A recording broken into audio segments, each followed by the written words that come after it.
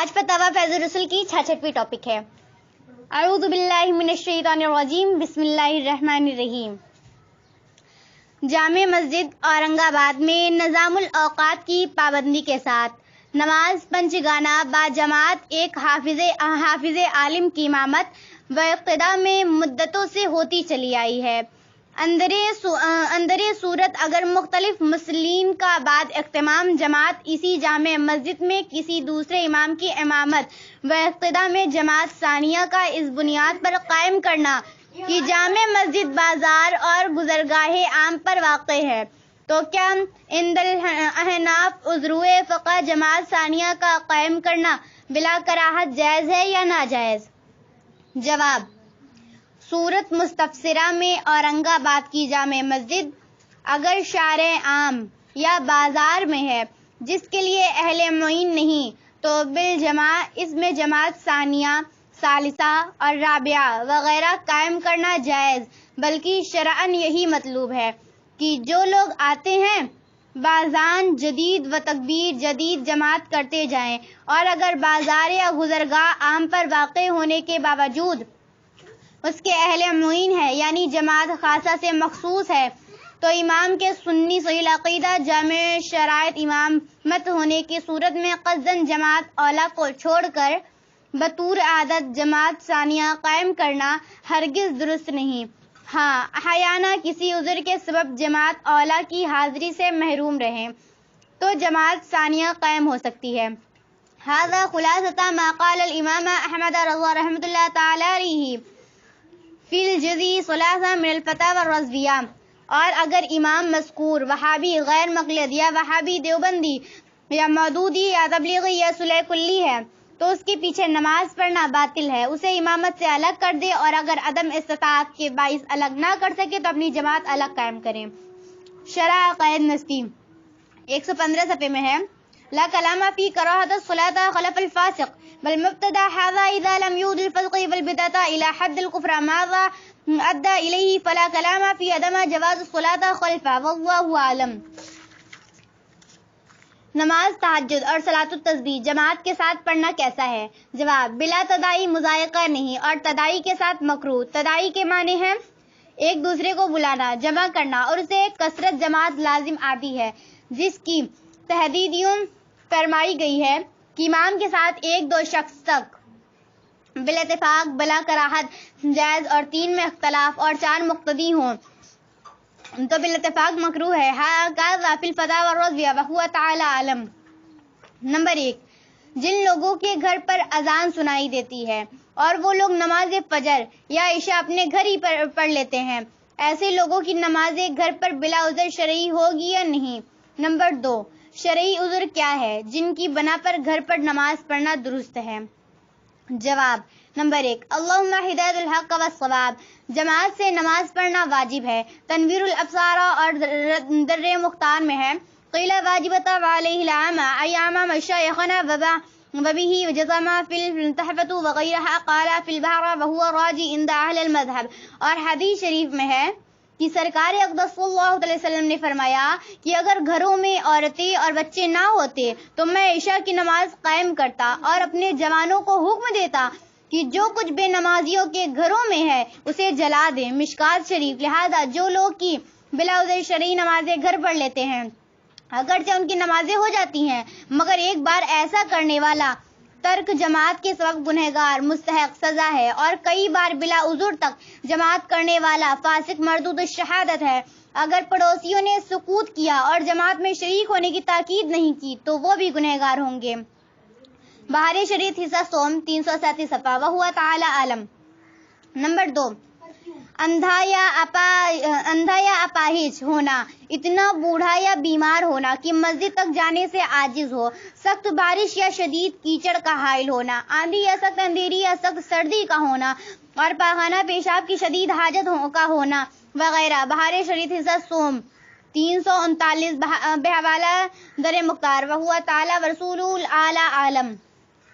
وہ کیا کیا عذر ہیں جن کی بنا پر گھر نماز پڑھ سکتے ہیں؟ جواب: نفل نماز بلا عذر شرعی اپنے اپنے گھروں میں پڑھ سکتے ہیں، اور فرض نماز کو جماعت سے پڑھنے کے لیے حدیث شریف میں بڑی تاکید آئی ہے، لہذا بلو عذر شرعی جماعت چھوڑ کر گھر پر نماز پڑھنا گناہ ہے۔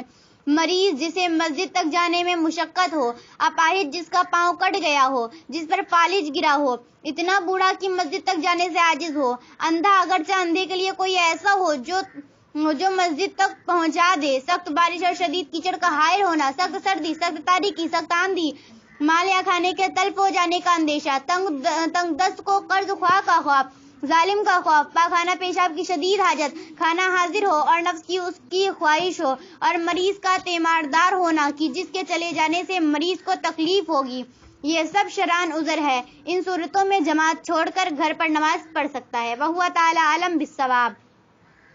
نمبر 1، نماز میں امام کا وضو ٹوٹ جائے تو کیا کرنا چاہیے؟ نمبر 2، دو آدمی نمازیں پڑھ رہے تھے، تیسرا آدمی جماعت میں شامل ہونا چاہتا ہے تو وہ کس طرح جماعت میں شامل ہو؟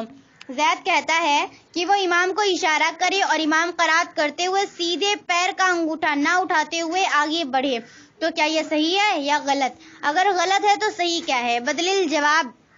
مدلل جواب سے نوازیں۔ جواب نمبر 1، نماز میں امام کا وضو ٹوٹ جائے تو وہ دوسرے کو امامت کے لیے خلیفہ بنا سکتا ہے۔ اس کا طریقہ یہ ہے کہ امام ناک بند کر کے پیٹھ جھکا کر پیچھے ہٹے اور اشارے سے کسی کو خلیفہ بنانے میں کسی سے بات نہ کرے۔ در مختار میں استلقفہ اجاز لہو ذالک اور فتاوی المغری جلد اول مصری 79 صفحے میں ہے۔ سورة الاستخلاف ان يتاخر محدود بوضاحة على الانف يوهم انه قد رأف يقدم من الصف الذي يليه ولا يستخلف بالكلام بل بلا اشارة، لیکن چونکہ خلیفہ بنانے کا مسئلہ ایک ایسا سخت دشوار مسئلہ ہے کہ جس کے لیے شرائط بہت ہیں اور مختلف صورتوں میں مختلف احکام ہیں جن کی پوری رعایت عام لوگوں سے مشکل ہے، اس لیے جو بات افضل ہے اسی پر عمل کرے، یعنی وہ نیت توڑ دی جائے اور از سرے نو نماز پڑھی جائے، بلکہ جو لوگ کی علم کافی رکھتے ہیں اور اس کے شرائط کی رعایت پر قادر ہیں ان کے لیے کوئی بھی اثر تو نو نماز پڑھنا افضل ہے۔ رد المحتاج جلد اول 405 صفحے میں ہے۔ اسقینا فافضل ایبانا یعمل عمل یقطع الصلاة ثم یشرع بعد الوضوء شروع نبلالیہ عن الکافی وهو سبحانہ عالم۔ نمبر 2، ایک شخص امام کی اقتدا میں نماز پڑھ رہا تھا، پھر تیسرے نے جماعت میں شامل ہونا چاہا تو امام آگے بڑھ جائے یا مقتدی پیچھے ہٹ جائے یا آنے والا خود اس کو پیچھے کھینچ لے، یہ تینوں صورتیں جائز ہے۔ رد محتاج جلد اول 382 صفحے میں ہے۔ اذا اقتدى بامام فجاء آخر يتقدم الامام موضع سجود قضا في مختار النوازل وفي قاصتان عن الجلاب عن المقتدی یتاخر۔ اور فتح القدیر جلد اول 309 صفحے میں ہے۔ لو اقتدوا بعد بآخر فلا ثالثا يجزم المقتدی، لیکن اگر آنے والے کا حکم مان کر آگے بڑھایا، مقتدی پیچھے ہٹا تو نماز فاسد ہو جائے گی، اور اگر حکم شرع پر عمل کرنے کی نیت سے حرکت کی تو نماز فاسد نہ ہوگی، لہٰذا آنے والے کے اشارے کے بعد تھوڑا ٹھہرو پھر ہٹیں۔ در مختار میں ہے۔ لوا متصل امرہ غیرہ فقیلی لہو تقدم فتقدم فزدتا بل یمکسا صحاتا ثم یتقدم براتا کاستانی۔ زید کا قول صحیح ہے، مگر امام قرات کرتے ہوئے اور سیدھے پیر کا انگوٹھا نہ اٹھاتے ہوئے بڑھنے کی شرط لگانا صحیح نہیں۔ وَهُوَ تَعَالَىٰ وَرَسُولُهُ الْأَعْلَىٰ أَعْلَمُ۔ اگر امام کی داہنی جانب مقتدی زیادہ ہوں اور بائیں جانب کچھ کم ہوں یا دونوں جانب برابر ہوں تو نئے آنے والے مقتدی کو کہاں کھڑا ہونا چاہیے؟ جواب، بائیں جانب مقتدی کچھ کم ہوں تو آنے والے مقتدی کو بائیں جانب کھڑا ہونا افضل ہے کہ وہ اقرب لامام ہے، اور دونوں جانب برابر ہونے کی صورت میں داہنی جانب کھڑا ہونا افضل ہے۔ بحر الرائق میں ہے۔ اذا استوى جانب الامام فانه يقوم الجائی ایمینہ وان تردوا الیمین فانه يقوم ایساری، اور المغنی میں ہے۔ افضل مکان الماموم حيث يكون اقرب الى الامام فإذا تصافت المواضع ففي يمين الامام وهو الاحسن، هكذا في المحيط۔ هذا ما عندي والعلم بالحق عند الله تعالى ورسوله جل جلالہ صلی اللہ تعالی علیہ وسلم۔